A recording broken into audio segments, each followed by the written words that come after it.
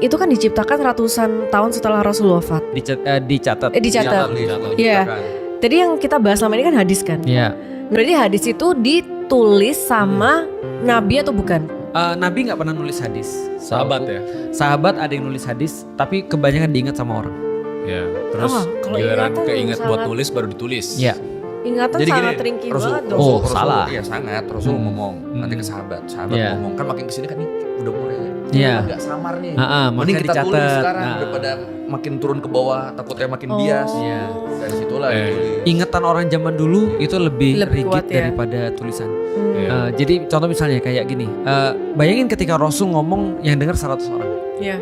100 orang tuh akan ceritain semua pada anak-anaknya. Iya. Terus ceritain pada anak-anaknya. Nah itu berarti harus kita verifikasi nih 100 orang bener nggak kata-kata begini sampai titik komanya sama semua.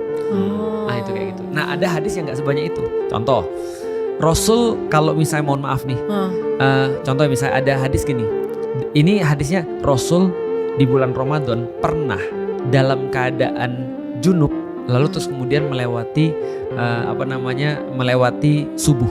Jadi pernah dalam satu waktu Rasulullah berhubungan sama istrinya. Lalu dalam keadaan kan kalau habis berhubungan sama istri kan harus mandi wajib. Iya. Nah dalam keadaan belum suci badannya dia masuk ke dalam waktu puasa. Oke. Iya. Berarti boleh atau tidak? Tidak. Harusnya tidak dong. Ternyata boleh. Ternyata boleh. Karena Rasul pernah melakukannya. Iya. Nah dari situ kita dapat satu hukum bahwasanya Rasul pernah dalam keadaan itu junub masuk Iya. waktu puasa Iya. Dan tetap berpuasa. dan tetap berpuasa. Itu siapa yang nge-capture situasi kayak gitu? Amin kayak masa Rasul aku habis gak mandi wajib loh Bagus. ke sahabat. Bagus. Menurut lu siapa? Nggak tahu malaikat. Enggak. Menurut lu siapa? Yang paling Istrinya mungkin. bagus.